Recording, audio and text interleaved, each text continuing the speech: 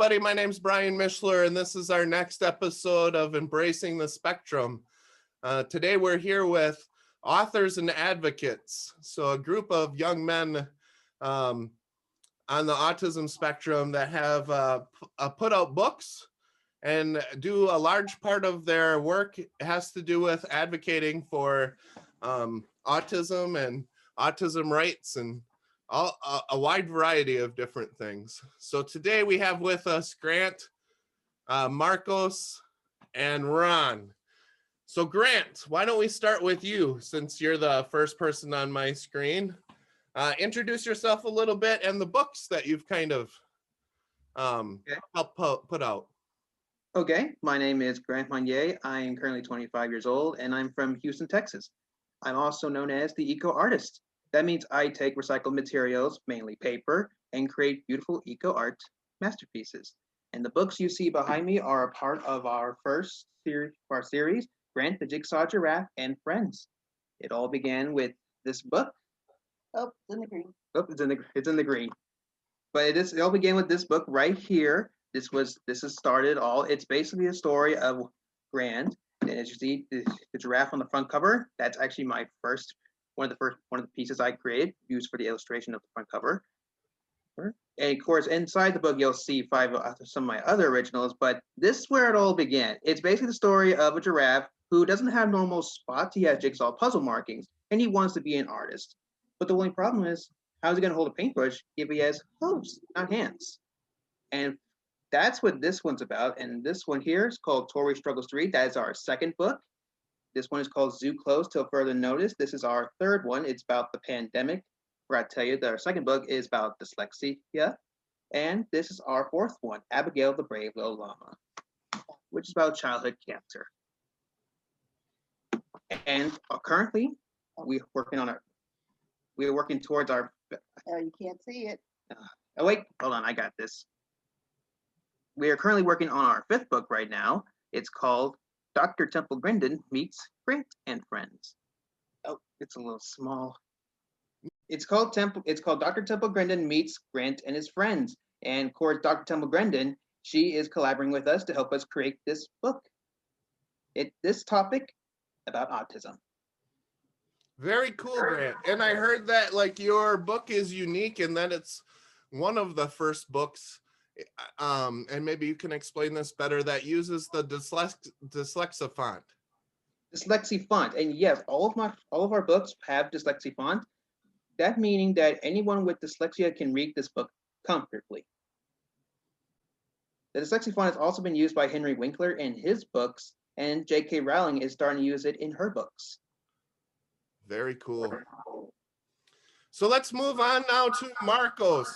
Marcos is an author and advocate and musician from Brazil. Go ahead, Marcos.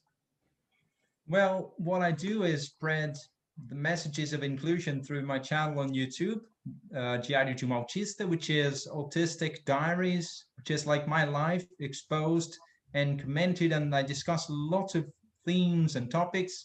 And by my work, I've been chosen to be an inductee by the parliament of my state, Santa Catarina, to represent autistic people in the state and in Brazil too. And I wrote 2 books about my life, 2 books of memoirs.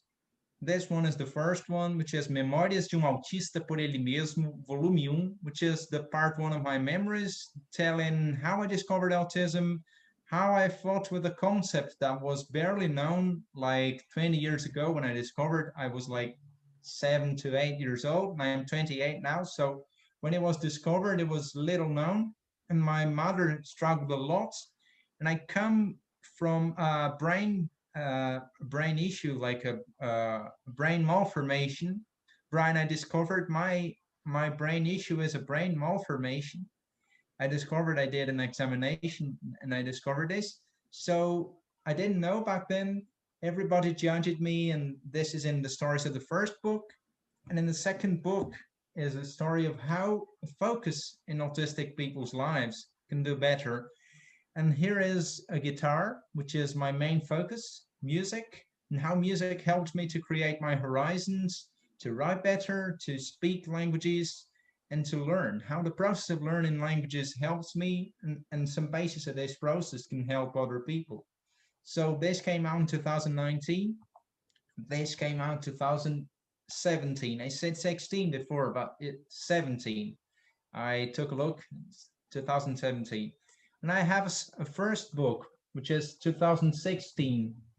It's a book of tales. It's nothing to do with autism, but it has to do with solitude and people not seeing each other, not in contact with each other. There are 9 stories in this, which is like people separated by technology, being close, but not being physically in contact. Because most people, they think autistic people don't need physical contact. And this is a very, very huge mistake. Everyone needs physical contact. Everyone needs proximity. And I discussed this in the book, in the first one mainly. And this shocked most people because most people, they thought autistic people, they don't want physical contact. And wrong, they won't. But there's a path which is different from yours, Brian, or the other people within the typical trace. Uh, but yeah, it's still the same. Proximity helps to build bonds. And this is important. And this is the topic not only of this book, but this too.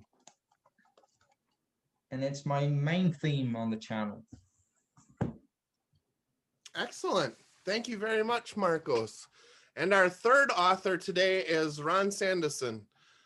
He's an author, works in the medical health field, and also teaches theology. Ron. Hi there. Thanks so much for having me on. My first book was A Parent's Guide to Autism, Practical Advice, Biblical Wisdom. And it's the first Christian book on autism and parenting written by a person on the autism spectrum. And it's also one of the top 5 best-selling Christian books on all time on autism. And what inspired me is that I wanted to write a book that would help parents be able to parent their children to have success and help their children thrive who are on the spectrum, like my mom helped me. So I interviewed 40 of top experts in the world who work in the autism field, and then 40 unique people who are on the autism spectrum share their story along with my story. And then my second book is Thought, Choice, Action, and it's on St. Augustine. The reason I chose St. Augustine is he's the first theologian to mention neurodiversity. And the way he mentions neurodiversity is this way. My mentor, St. Ambrose, is a genius. He's able to read and read without reading out loud. In the 5th century, during the time of St. Augustine, less than 7% of the Roman Empire could read. And of those 7%, less than 10% could read without reading out loud. And today, every one of us who can read without reading out loud. It shows that we're neurodiverse in the 1st century. I like to share, imagine if we were neurologically wired like the 5th century, everyone on an airplane who gets a text message would have to read their messages out loud. Every email you got, every Twitter message you got, or Facebook message, you'd have to read out loud. There'd be no need for TMZ. Everybody's dirty laundry would be public announcements 101. And Thought, Choice, Action is also a book on spiritual growth and how people on the spectrum can better understand who God is, how God works in our lives, and a better understanding of the world we live in, and being able to act in faith, but also have those good deeds of faith, love, joy, peace in our lives, that a lot of times we struggle with. And A Parent's Guide to Autism also teaches parents the different areas that their kids are going to struggle with, from sensory issues. I share how my mom was able to help me get sensory integrated and be able to respond appropriately to my environment. When I was in 3rd grade, I had a sensory issue with sound and touch, and this clown touched my head, and I ended up beating up a clown in front of 200 kids at our Cub Scouts event. And I share how I've learned how in my own life and with my mom's help, being able to control my sensory issues. And also a big thing with autism is relationships and being able to develop those things. And I share how I was able to meet my wife and get married and have a beautiful daughter who in 3 weeks exactly from today will be 5 years old. I like to joke that she was born with the Detroit area code 313 AM, which is a phone number area code for Detroit. And things are going great. My third book will come out May 25th, and it was delayed because of COVID. It's called Views from the Spectrum. Grant Manier's stories shared in the book, along with about fierce love and 20 other unique people who are on the autism spectrum, everything from a NASCAR race driver, Armani Williams, to Rachel Barcelona, to a pro baseball player, Tarko, and many others. That's amazing. I can't wait for that book to come out. I'm really interested in all those. You've introduced or interviewed so many amazing people, Ron. Yeah, tomorrow I'm meeting with lunch with Xavier, who's a first intern for the White House with autism. So we're meeting tomorrow for lunch, and he's met everyone from Arnold Schwarzenegger to President Obama, Trump, and everyone else. Amazing young man.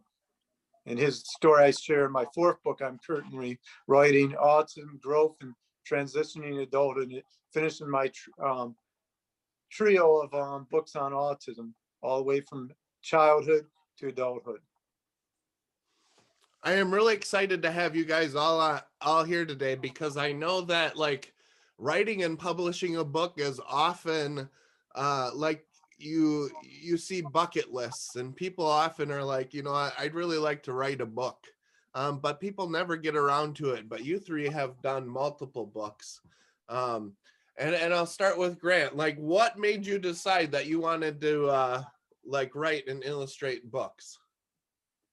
Well, here's the thing. I'm the illustrator of Grant the Jigsaw Giraffe and Friends. My mother, she is the author of the books. Is this where I come in? But I would like to introduce her. Oh, Am I in? there we go. This is her. She is the author of the books. I am the illustrator, but it's like 80-20 between us, because she gives me her ideas for illustrations, and I give her ideas for how to write the book. So we go back and forth with each other. We collaborate our ideas. And to answer your question about me being the illustrator of the book, honestly, I was not planning on it. Was not planning on becoming the illustrator, but our publisher at the time believed that it would be a good idea if I was the illustrator, because the giraffe was my creation. So if I create the book, create the illustrations, it would mean more. Of course, I tried talking myself out of it, but everyone thought it was a great idea. So my mom hired a friend of ours who is a professional illustrator to show me the ropes, and he gave me this amazing software program for illustrations called Clip Art Studio. And ever since I worked with it, illustrating has never been easier. And the more I work with it, it gets easier and easier, and faster as well. Awesome, Grant. And so your books are also, from what I understand, is stories about people that you actually know. That's right. And each book has its own topic. The first book was the story of, my story of the giraffe wanting to be an artist. The second book is about dyslexia. The third book is about the pandemic. And the fourth book is about childhood cancer. And our fifth book with Temple Grandin is going to be about autism. But we do have other topics coming up like bullying, epilepsy, limb deficiencies. We got a lot more in the works. And so it's my understanding that I think I am hearing some feedback here. Does anybody else hear that? There, now it's gone. I had to move my microphone a little bit. That these are people you actually know. And I'll explain that. I'll just stay out of the picture since I'm fading in and out. Yes, these are people that we have met along the way and a lot of our shows, schools that I have taught at. So I know these people. Like Grant said, the first one is about Grant, but with a twist. He's a giraffe. Started after he created that original piece, and somebody said, well, you have a regular zoo, Julie. And I just thought, well, why not? Maybe I can write a story. But I went off Grant and wrote this story. So then I was asked if I would write more stories about friends. And Tori, the red panda, or I'm sorry, yes, the red panda, she has our friend Tori has dyslexia and autism. So we focused on dyslexia. All of our books have topics. And Tori, she loves to cook. And she cooked with her grandma, Padma. When grandma gave her her treasured cookbook, Tori couldn't read it. And this is a true story. Tori couldn't read the book, never told her grandma, which a lot of dyslexic people hide their secret.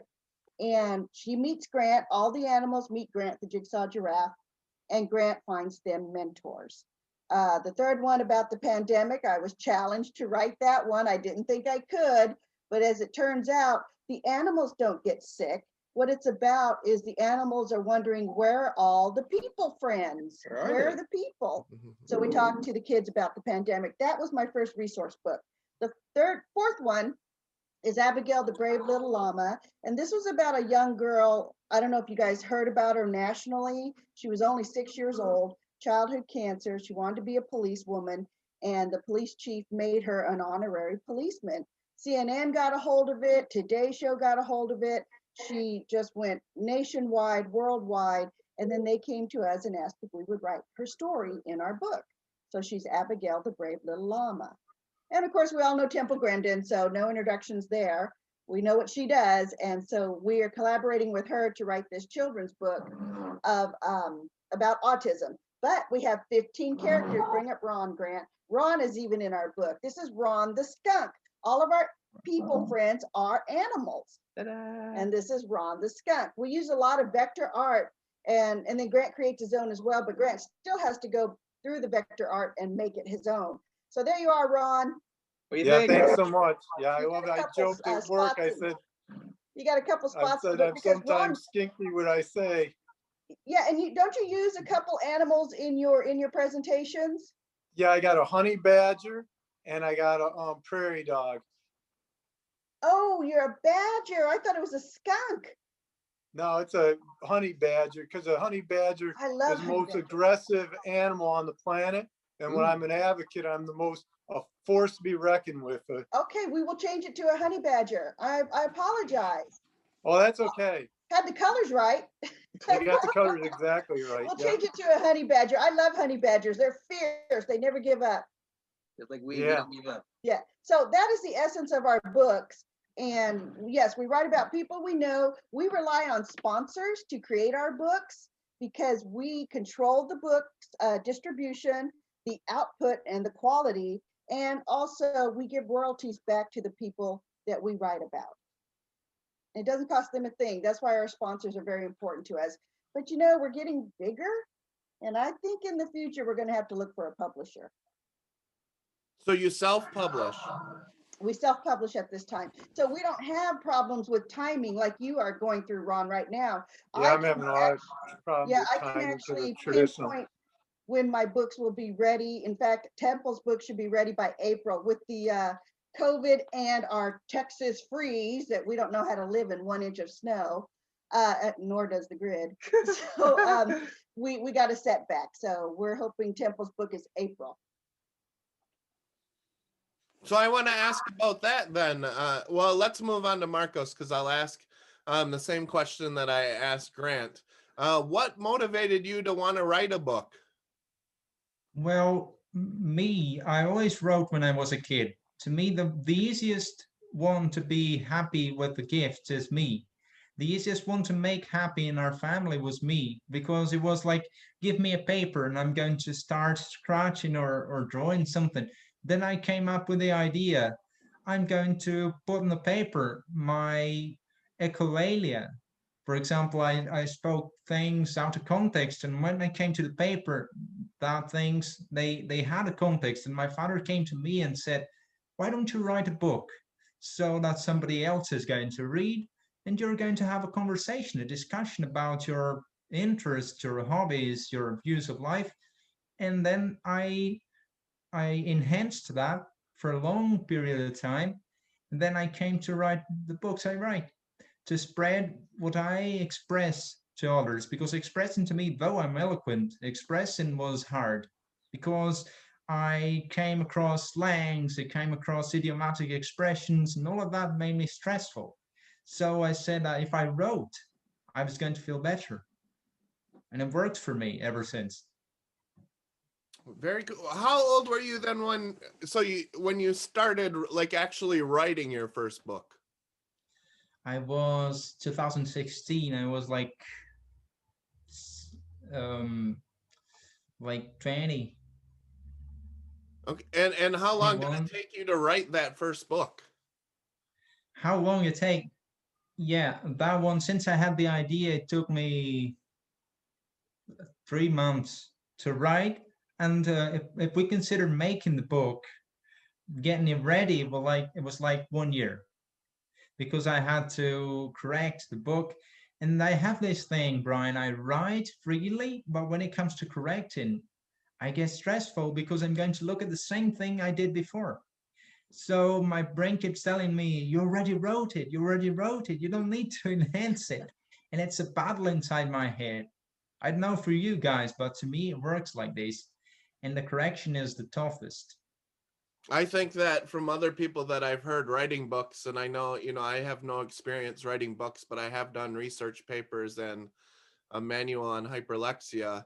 The hardest part is going through the editing process. Mhm. And like you said, often you're not changing what you said, but it's just like reworking a sentence over and over and over.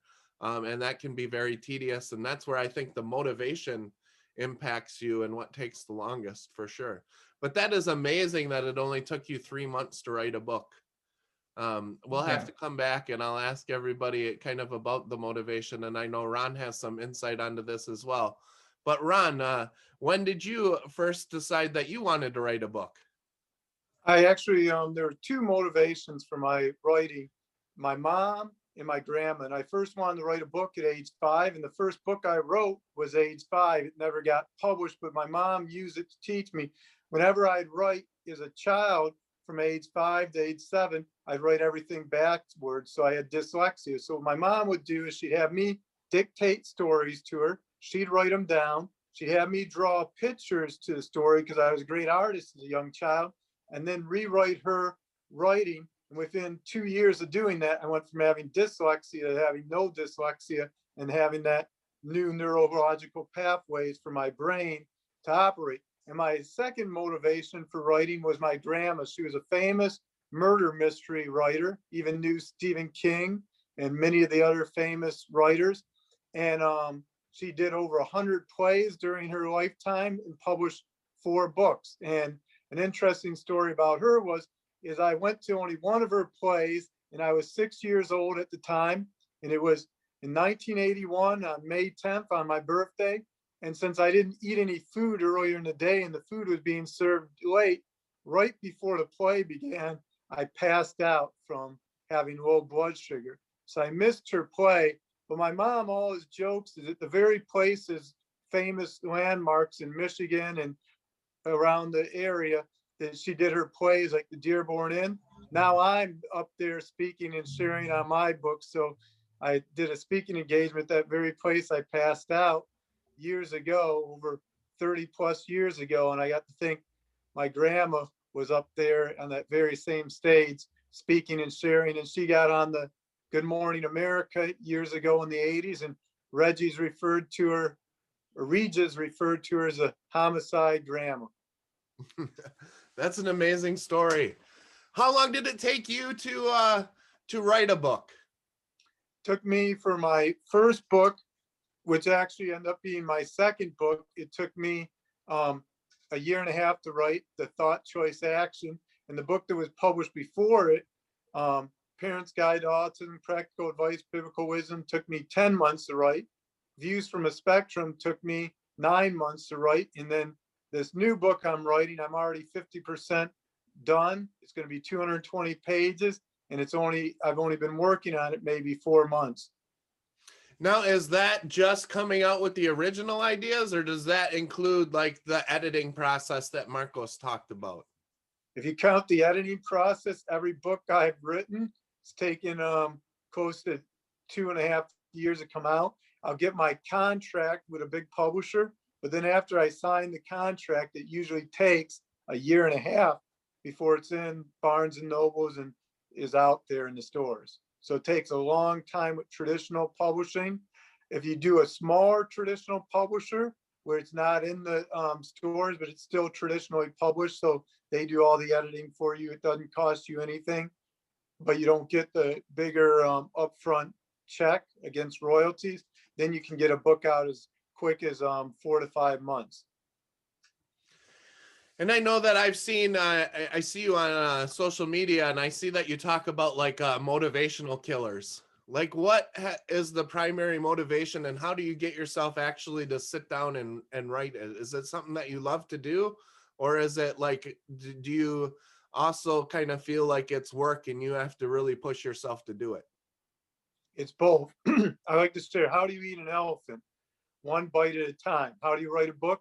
One sentence at a time. And sometimes I'll sit down and I'll just start writing, and I'll look and I'll be like, man, I got 600 words. And then the story I'm writing right now, where I've interviewed the person and going over the notes, it's taking me tedious to make sure that I do everything right and put it together. And sometimes it just takes longer, but I know that if I put the time in, that it will turn out right. It always does. And that's the thing that amazes me about writing is the people come my way, the stories, the very things I'm writing on are things I'm experiencing. So there's an old saying, learn, do, and then teach. And that's kind of how my writing is.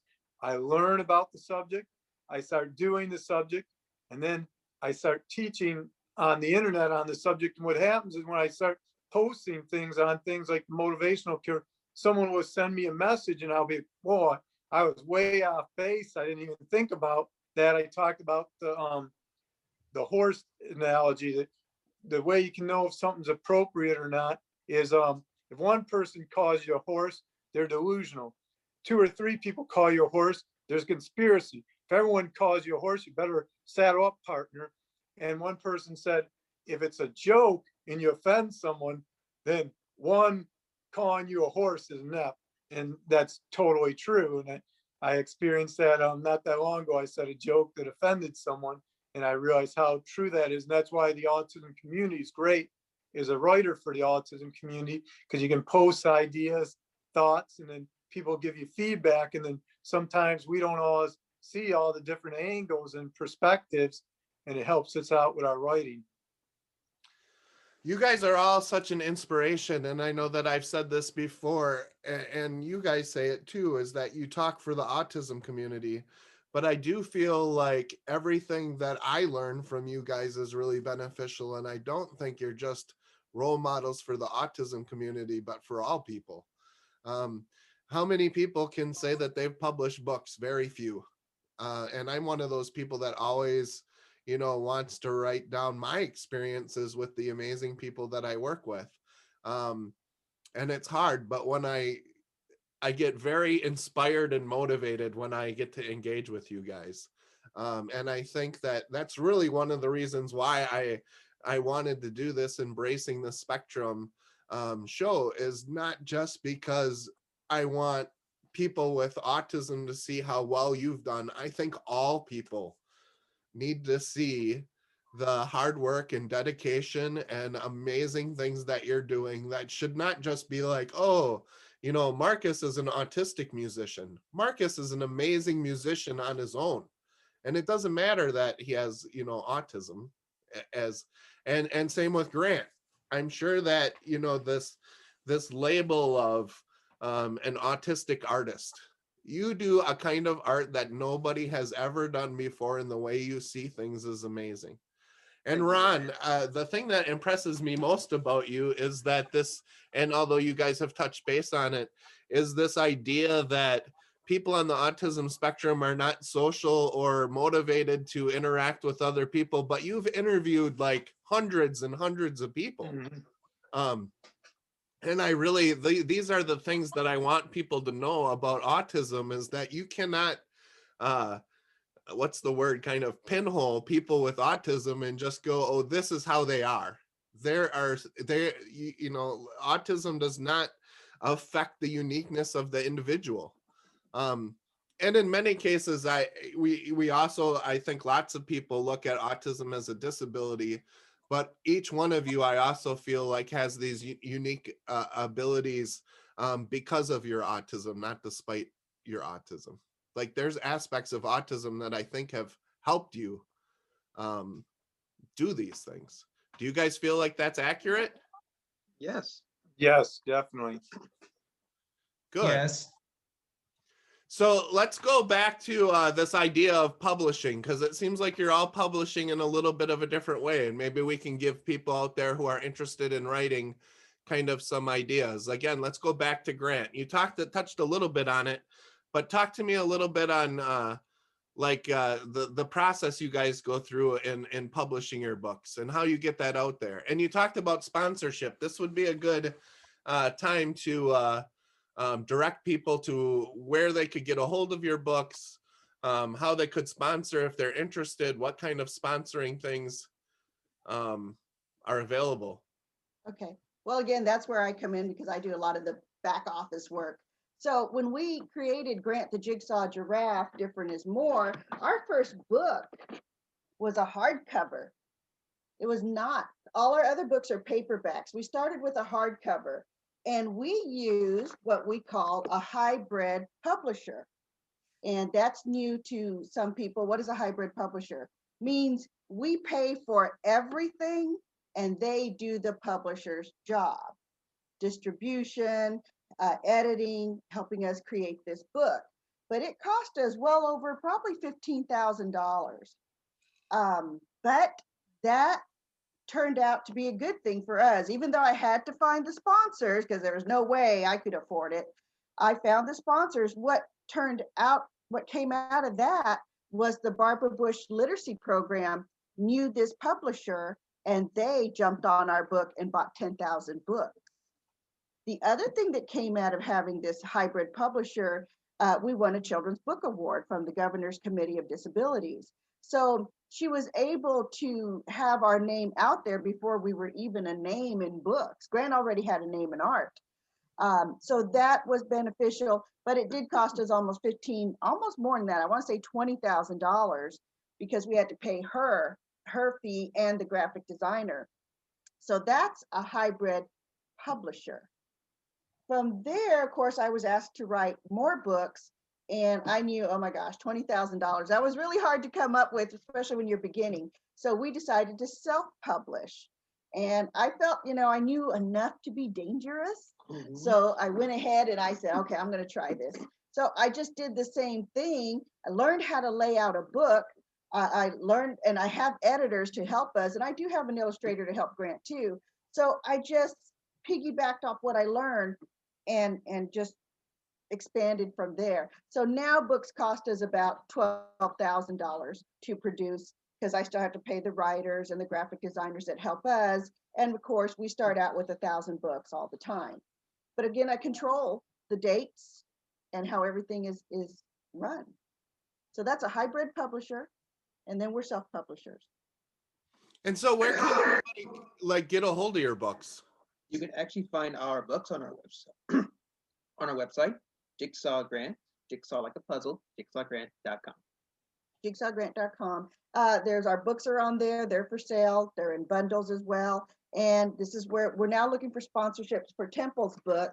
And who do we want to thank first of all, Grant, for sponsorship? Of course, we want to thank the Trefford Center. That's you guys. For sponsoring our book, and we have more sponsors coming on. So that book, like I said, is scheduled for April. Ironically, this is going to surprise you guys. These are our books, and Staples prints our books for us. Now they're just paperback books. Now they started out this size, but because of COVID, I had to come up with a new idea because we could not get our books printed, right, Ron? Could not get books printed. Temple said the same thing. During COVID, it was very hard. And I still had people ordering books. So I just decided to get clever and I used an 11 by 17 sheet of paper, printed on that, and just folded them in half. And the beauty about this book, when I read to the children, they can see it as opposed to a smaller book. because we usually have about 20 kids, Mhm. and they want to be able to see these pictures. So that's how we created an 11 by this would be 11 by 8.5 book, just folding 11 by 17 sheets of paper. Very affordable. We do plan on doing hardcover books, but for the holidays. Okay. So jigsawgrant.com. I know that right now in the autism community, there's some talk about whether or not the jigsaw puzzle piece is a good representation for autism. And, I've had this discussion when I try to push out Grant's name, but the puzzle piece for Grant and the jigsaw grant really has nothing to do with the puzzle piece Correct. That's right. It really for doesn't. autism spectrum. Can you explain why the puzzle piece has become representative to like your brand? Because I just use the puzzle pieces for my art. See, what I like to do is I take puzzle pieces out of the box, like this one. This is a box full of puzzles. And all I do is I take a puzzle piece out of the box one at a time, and I peel the prints off them. See, this is a puzzle piece that's been peeled. It's nice and thick, and here is the print that was on it just a moment ago.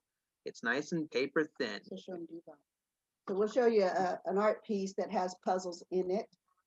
Let me just pull it up real quick. Let me step to the side. This one I made during the pandemic. This is my dragon, Devok Unleashed. Now show them where the puzzles are at. The puzzles you can actually find are right here on his body and on his arm, and of course right here on his head, and even on a fireball. That's from a glow-in-the-dark puzzle. Oh, so when you turn the lights off, you can hear it, or you can see it. What's And they- that? Say When again? you turn the lights off, you can see the fire. Yes. Yeah, it's from a glow-in-the-dark puzzle, and I even use the raw puzzle pieces underneath the puzzles. That way, I can get his muscles. Yeah, so it's a 3D muscular dragon. So you're correct. A lot of people, they snub their nose and shun the idea of the puzzle representing our individuals. And we never saw it that way. I saw it as, no, this is what Grant uses for art. Like the jigsaw puzzle, Giraffe, he did not want to use, Let me try this. he did not want to use spots. He had so many puzzles, and he had big puzzles, and he says, I want to use puzzles. And that's where the story began. Now, I hope I'm not speaking out of line here, but when you were younger, I thought I read somewhere that like peeling paper and picking the paper off of the back of the cardboard was kind of a way that you kind of self-calmed or perseverated. Is that accurate? Yes, peeling the paper helps soothe my anxieties. So, and for a long And I time, I just like hearing it, just tear. yeah, lots of people have talked about how hearing tearing paper kind of does that. But I'm guessing that when you were young, you didn't immediately use that peeled paper to start doing art. Oh no, this whole thing didn't. The whole business aspect did not come until like 10 years ago. When I was a kid, no, this was not around there in that time. What did you do? Well, all I did as a kid was I just peeled the paper and I cut them. And back then I did a lot of painting. Okay, so you paint too. I'm guessing that other people thought that ripping the paper and picking those the paper off of the puzzle pieces was both kind of useless and annoying. Was that what people thought? Oh, well, I don't think that's. Oh, yes, I was actually called into the art room because they started tearing something, and Grant just perseverated on tearing. And she called me in and says, you need to see this. Something's not right. And it's true. While the kids were on the third step, Grant was still tearing paper. I was asked to make Grant stop tearing anything. And we would go home and Grant would tear paper, and I just knew it made him happy. So he couldn't cut. He didn't have the fine motor skills for cutting at that time. So it wasn't in our thoughts to do collaging, but they did teach him collaging in school, and eventually his fine motor skills did catch up to him. And I'm a seamstress, and I always tell parents, your kids are products of your environment. That's right. Grant would watch me cut, and in many different ways I can cut fabric. And I think he just learned that technique eventually, because I did put him to work a few times. But we want to show you this piece too. These are 3D butterflies that Grant has created, Oh, wow. again, Look on the with side, see it? puzzles. So Brian, when people argue with us about the puzzle pieces too, and I'm like, well, it's not about autism, it's about Grant's artwork. He just happens to be autistic. And yeah, people do still, I don't know how to answer that. How can we compare our kids to a piece of puzzle? Well, puzzles can come together and puzzles can come apart. So it's a catch-22, or where they call that. I like to think about it that like a puzzle's not complete until everybody has their place. Um, and but it also is not my place to say on what the symbol should be. But Grant I has think to get that the charger. I think that the artwork you do is absolutely amazing. Oh, he blows my mind. I mean, I don't even want to look at some of the stuff he does. It's too detailed. It's too little. And I'm like, okay, go right ahead. I'm going to go over here and write a book. So yeah. And what kind of sponsorships are available to sponsor your books if people are interested? This one is a unique sponsorship because Temple is involved, but we have from, they're lifetime sponsors. So they have their names in our book for life. However many books we print, even 1 million books, their names, this is a better example, their names will stay in our book until they're out of business or whatever. But for us, it's a lifetime. They will be in here for a lifetime. Very So cool. our books range from, our sponsorships range from $500 to have your name in the book to $1,600 to have your logo in the book for a lifetime. And then of course, Temple, we just happen to have a $13,000 sponsorship because they will receive the original artwork that Grant and Temple made. Very That- cool. Yeah. Sorry. And about that's that. jigsawgrant.com, correct? Yeah, jigsawgrant.com. Very cool. Marcos, I'd like to move on to you for a minute. So besides doing books, you're also a big advocate, as is Grant, but you also do a lot of music. Can you tell me a little bit about those other interests that you have? It comes a lot related to writing, because music to me is sounds and writing is sounds too. But writing to me is nothing more than capturing the music and transforming it into words, right? And when I write, I listen to melodies.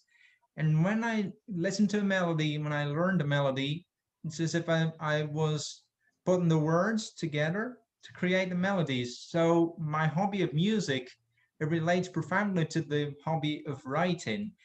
And the more I talk about music, incredibly enough, the more I get into writing, kind of connects. And when I discovered that the stories of the books, they meant something, like I told before, when my father told me put the stories in the book so that other people are going to discuss, I felt that I could play some of the stories. And I discovered, I don't know if I discovered or I just bumped into the possibility of composing, because composing is writing the words for the music and then you play the instrument. And then I did it.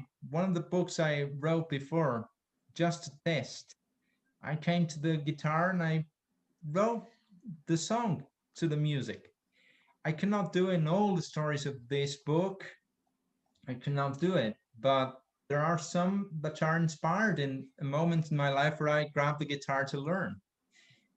And by um, by playing and exercising the fingers like this, I exercise the finger to type to. There's another thing which relates to very strongly, because at first I wasn't able to handle a guitar and to play, so I wasn't able to write a book without the help of my parents, for example, to type. And as I grew more accurate in the guitar. I was automatically more accurate in typing too, because it relates. I type here and I type here. That's very interesting on how you guys have kind of found what was both a perseveration ended up becoming a key component to your gift on the other end.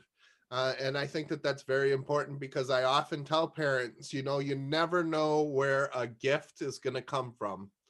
And often, like, if they would have, like, I worry, like, what if they would have stopped Grant from tearing the paper? Or if they would have stopped you from using echolalia and focusing on language and sounds, and said that this stuff was useless.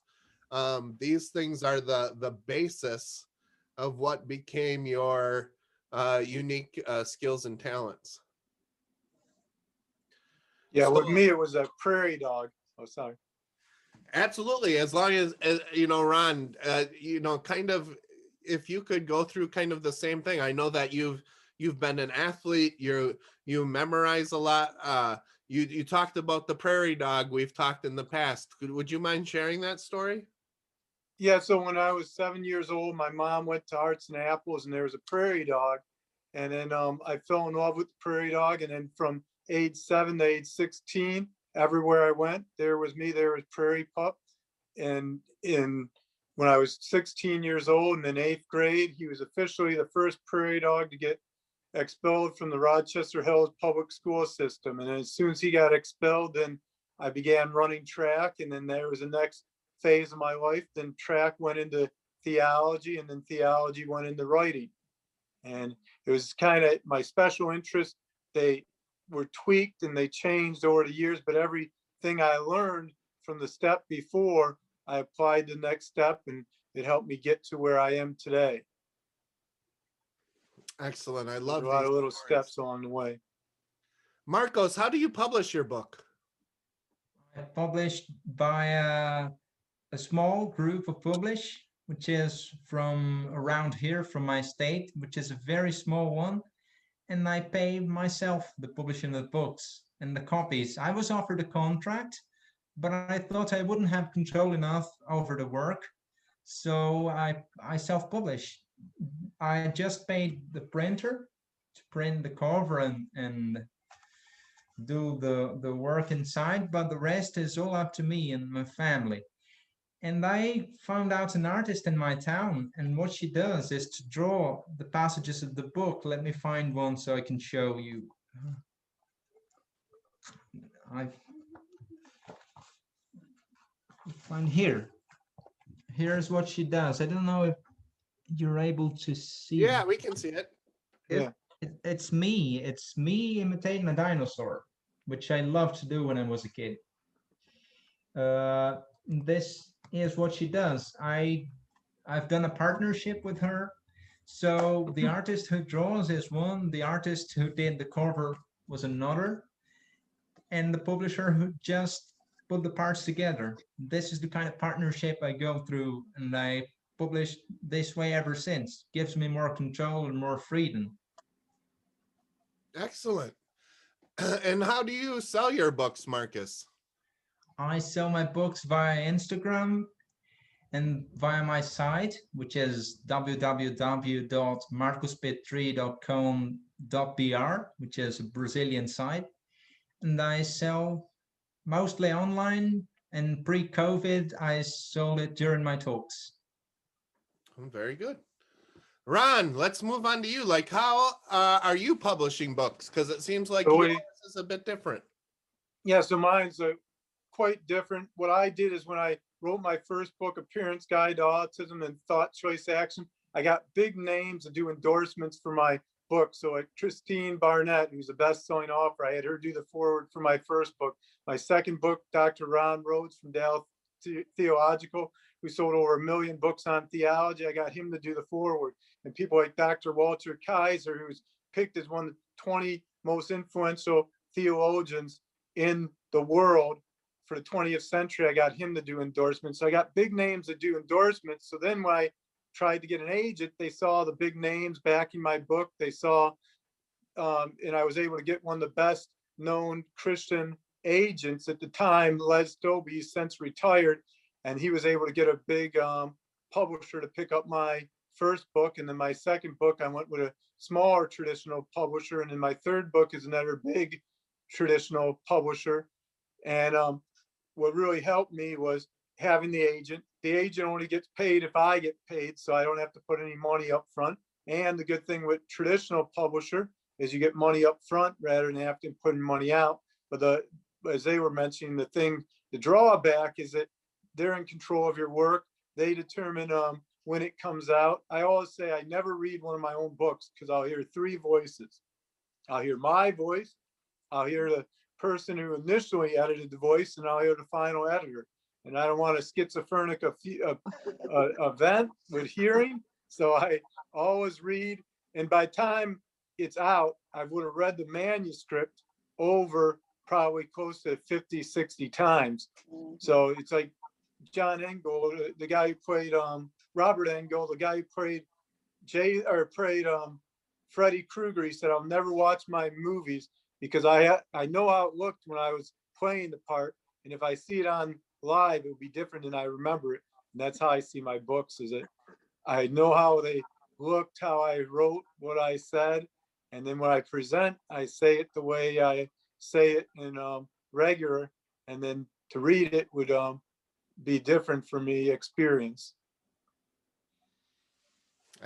Absolutely amazing stories, and very informative for, I think, other people who are looking to publish books as well. Now, besides being authors, you're all advocates and present many places. But I know that that's kind of been a struggle during COVID times. Can you guys share both your advocacy work and what's kind of impacted since COVID came along? This time, why don't we start with Ron? So I went from speaking 70 events live a year. During the last, since COVID began, I've only spoken live about 2 times, but I have a unique ability to be able to speak to at least 30 people every day live. And that's because I work in a hospital. So I've been doing more leading groups lately, where then I have groups and I am able to share on advocacy. And then I've done with the autism advocacy, I've come up with a presentation on mental health advocacy for the people who have mental health issues that are listening to my presentations while I'm at work. And then I'm doing most of my events with Zoom. I went from 20 plus conferences before COVID in person to now doing about maybe 15 online conferences. And I find it very frustrating. I'll have my cat jump up on the stage, and she's becoming an autism mental health advocate now with Zoom and being able to be in the videos. And it's the dog will sometimes open a door and jump on my lap in the middle of presentation. One time I taught my cat how to fly. I was doing a Zoom conference for maybe 200, 250 people, and that cat jumped right on my keyboard. And just by instinct, I went like this, and the whole audience saw the cat flying out with its paws like this. Mm-hmm. And I said, not every time we have inclusion. Sometimes we are exclusive to certain people or animals in life. So it's changed a lot, and I just hope I can get back in person soon and be able to. I was selling about 1,400 books in person, and then now with only doing Zoom, it's only people will order them. It's a lot easier for me to sell in person, and I'm hoping that comes back soon. And it's hard to tell. Mm-hmm. Marcus, why don't you share your experiences with the same struggles? Yeah, basically it's the same fight to get relevant in the online world, where people have less patience to hear you, where people sometimes don't retain the content you want to pass. But I'm using online means to kind of carry on delivering the message and advocacy to everyone. So I do like 3, 4 events like this in a week, but my outcomes came of talks too, and rarely I'm paid or I charge something to do things like advocacy or conferences. And this is a bit difficult because I'm doing master now and I have to pay it. But bit by bit, I'm recovering the wheels. I'm going back on track, and I'm trying to do things or negotiations to retain some of the fee, or to establish some price or some contribution that people might give. And this is work can find right now.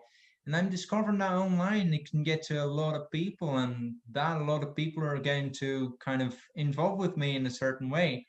And I do online courses too, because I cannot aid only through experience, but through structuring a course so that families know what to look for when looking for gifts or talents and how to enhance them in the potential environment.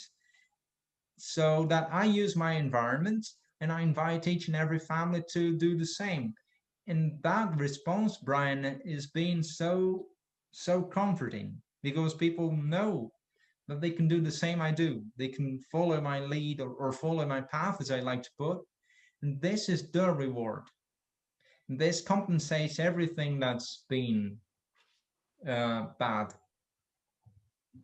Absolutely, Marcus. I think of everybody that I've been in contact with, I think that you've taken the most strategic um, pathway of trying to figure out how to use more of your social media. And now I believe that you started a website recently. Yeah. So I can spread my message even further. So you are on Instagram almost every day, sometimes multiple times a day, not only giving advice on autism or some topic that impacts autism, but also playing your music. You use Facebook. You have your own YouTube channel, and now you have like a website that you've put up dedicated to these things. So you've really used this time during the pandemic to expand things. But I'm also guessing that you miss the engagement of public speaking. Is that true? Yeah, I totally do. I totally miss that.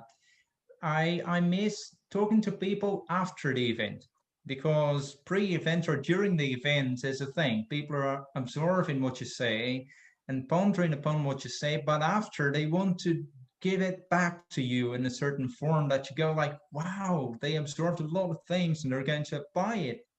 And it doesn't come back, at least not for a while. And in this point I get lost. You know, people don't give back what they learned, or they don't have the chance to give back what they learned. So in a way, this advocacy has been a way for you to socialize. Yeah, in a lot of ways, because I can go places I never imagined myself going without advocacy. I can shake hands, which is a very small process, but to me it was like a challenge. Uh, holding people, because in Brazil people are very warm. You know, they want to hug, they want to press you closer to their chests.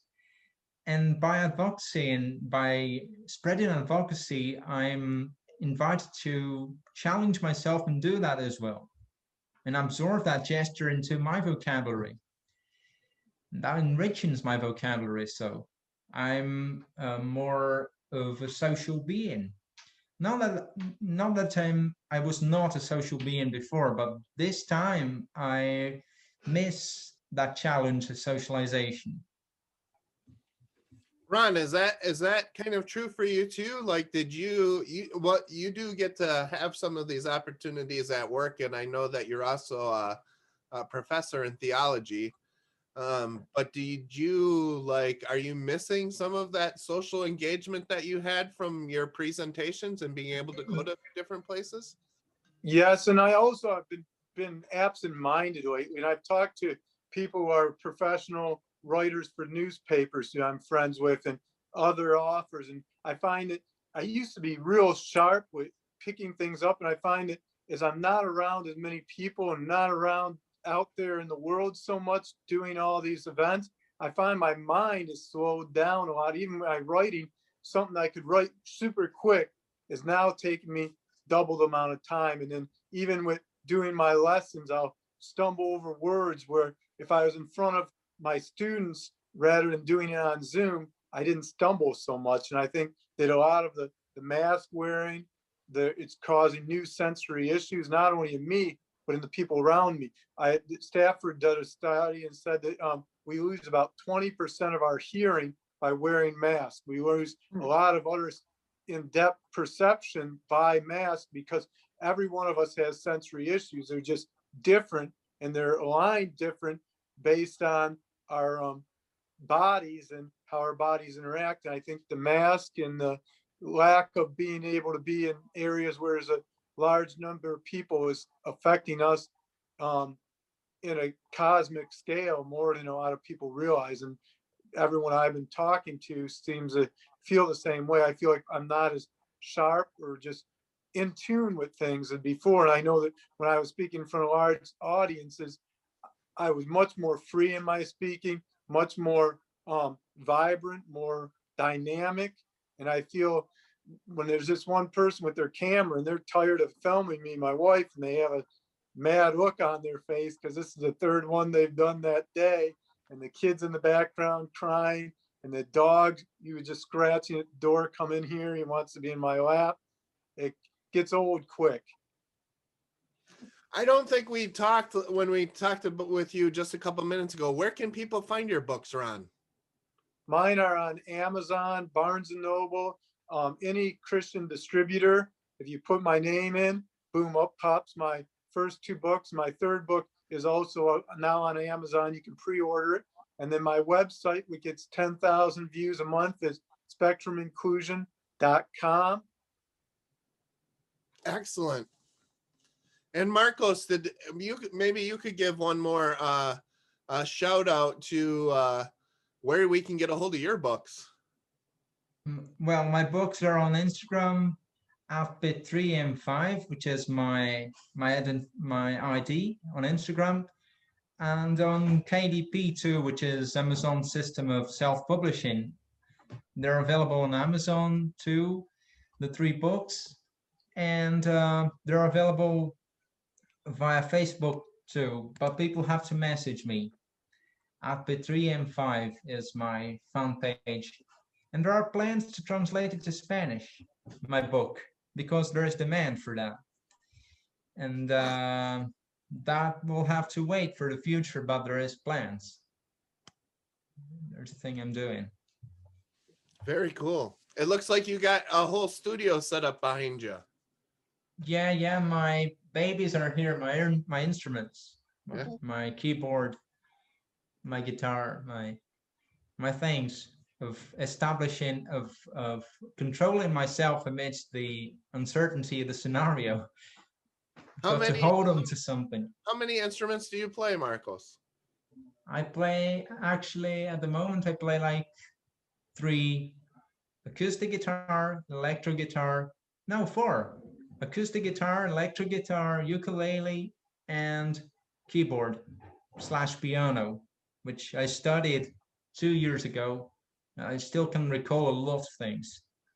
Very cool. Would you be interested in maybe playing a song at the end here? Absolutely.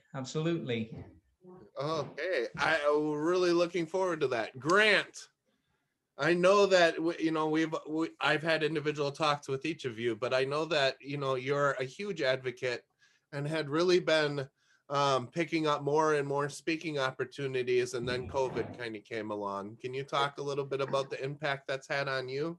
Well, we've had shows, we've had speaking engagements, and we had book signings all lined up. And then once COVID started coming out, all of that got shut down.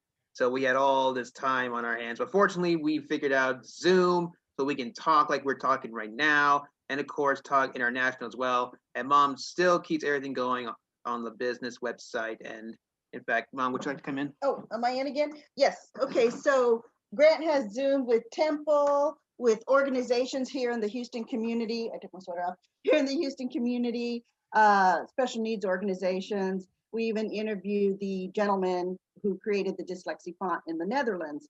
So we stayed busy with Zoom and learned how to Zoom because it wasn't something we were doing. But once everything was canceled, I mean, all our speaking engagement, everything was canceled. We had to create a new way of keeping the brand out there. And so Zoom was the way to do it.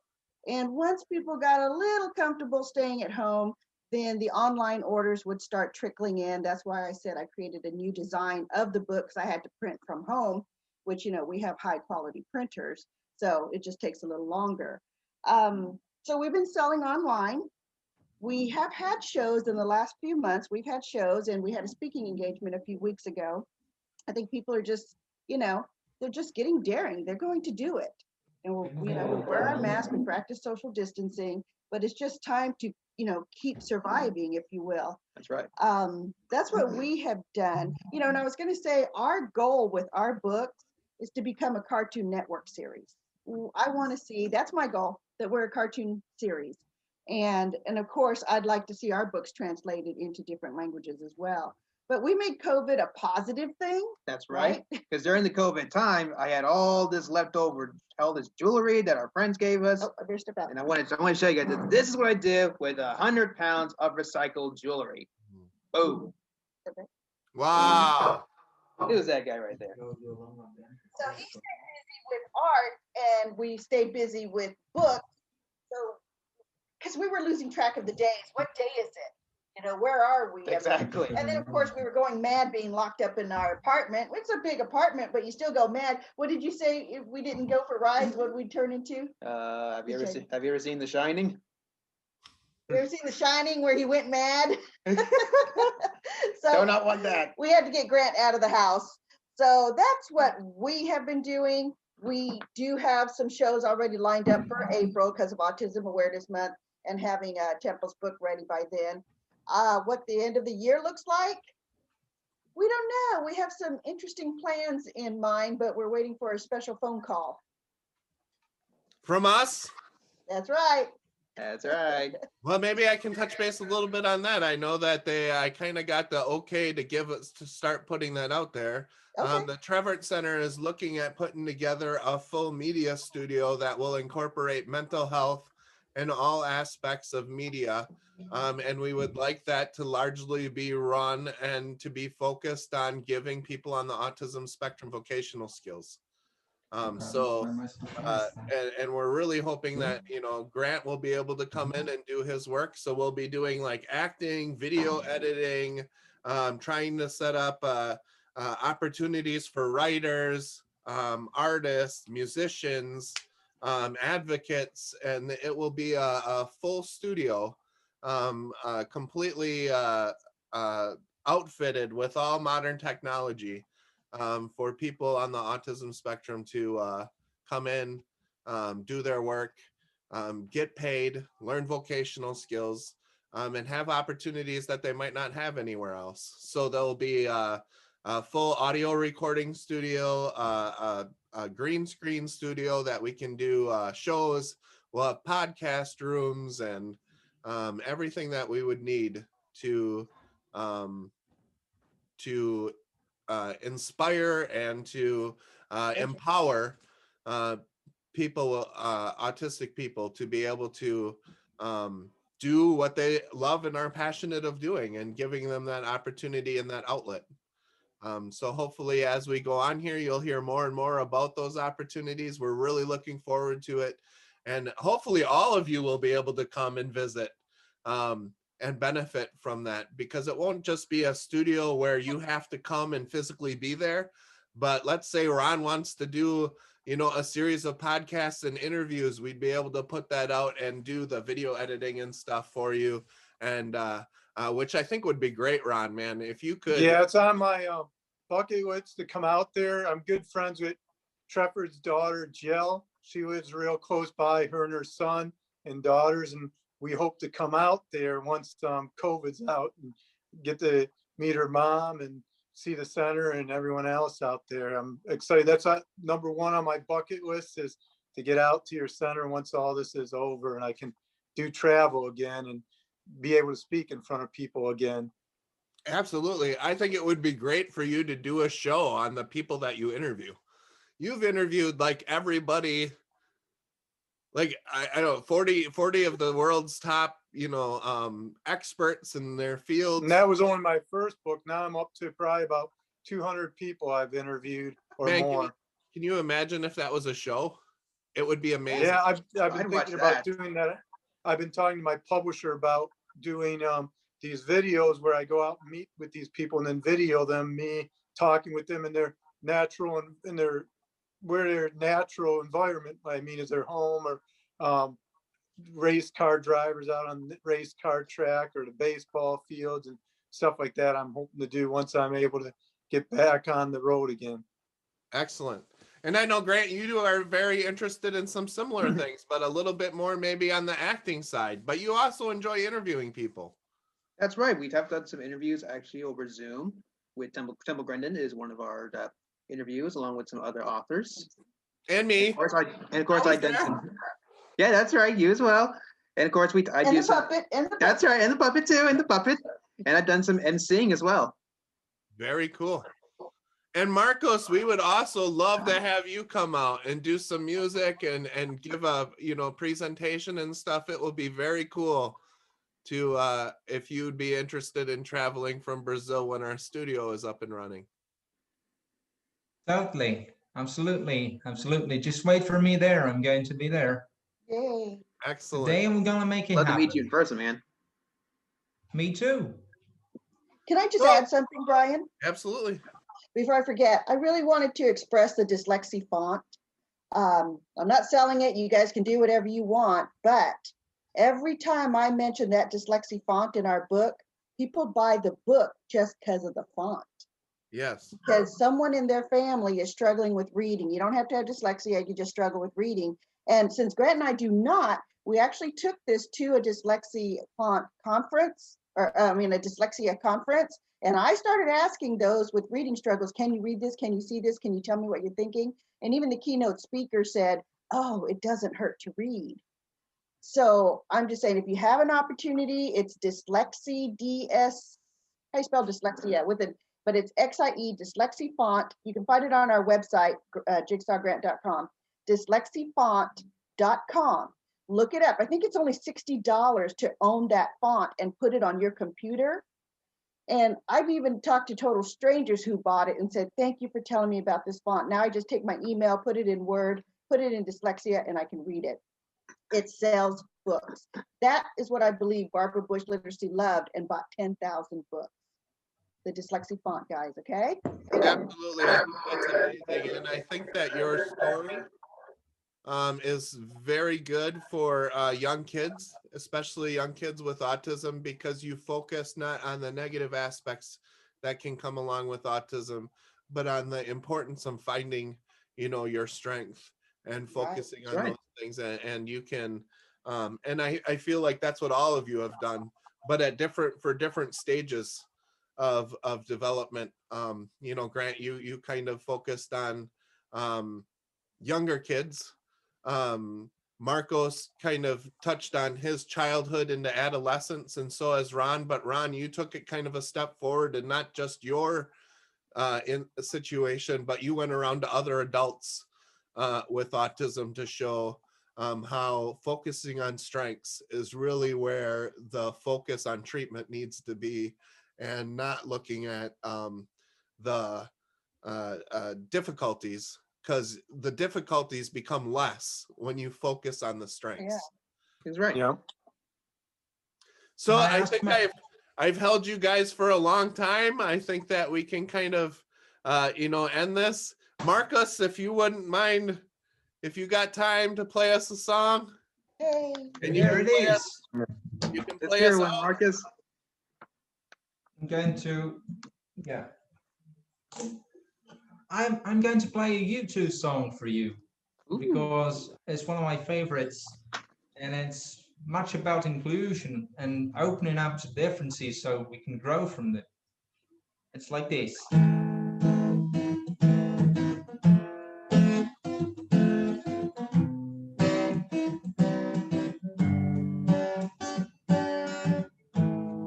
Is it getting better?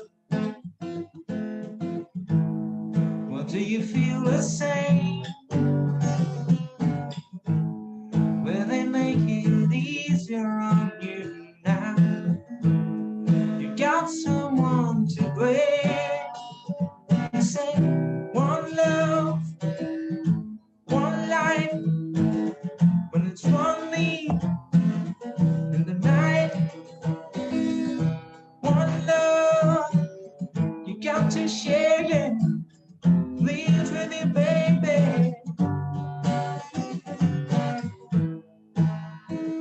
disappoint you.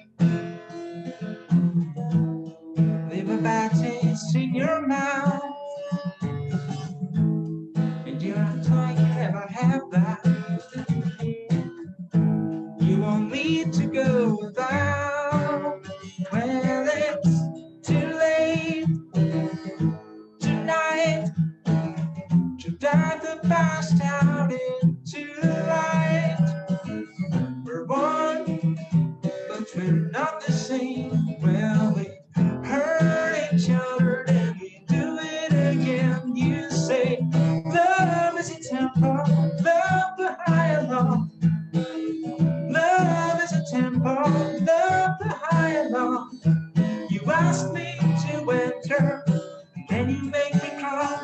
And I can't be holding on to what you got, when all you got is hurt. One love, one love, one life. You got to do what you should. One life with each other, sisters and the brothers. One life, but we're not the same. You got to carry each other, carry each other. Whoa.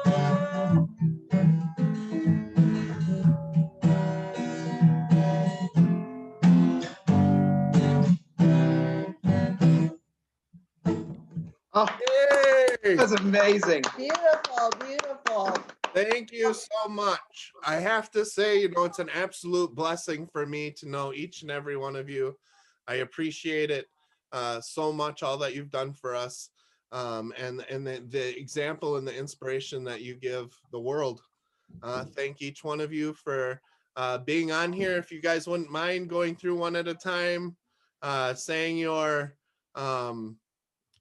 you know, just saying your goodbyes and saying where people can get a hold of it and see your stuff.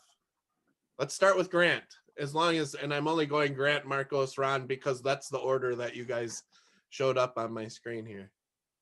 Grant, go ahead. All right. Again, my name is Grant Monnier, and you can find all my books on my website, along with my other art products at Jigsaw, like a puzzle, jigsawgrant.com. Excellent. Thank you, Grant. Have a great day. Marcos, you're up. So you can find my work and find me on YouTube via Diário de Autista, which is the Portuguese translation to Autism Diaries, on Instagram at P3M5, and on www.marcospetri.com.br. Ron, you're next. Again, my name's Ron Sanderson. You can find my information at spectruminclusion.com, and then they can contact me at sanderson456@hotmail.com. And again, my name is Brian Mishler, licensed clinical social worker at the Trevitt Center. You can find us at trevittcenter.com. You can see our Facebook page. It's Leaders in Creative Media, Trevitt Center. And you can find all our stuff there. Thank you so much. This has been our episode of Embracing the Spectrum. I really appreciate it. If anybody has any suggestions or comments or things that they'd like, topics they'd like to see in the future, let us know. And I'd like to thank our group again, Grant, Marcos, and Ron. Absolutely amazing. Thank you so much for your time and your dedication to the community. I know that it's greatly appreciated. You guys are changing the world, and it's amazing to be to see you guys move forward in that. Thank you again. Thank you, Brian. Thanks a lot, Brian. Thanks.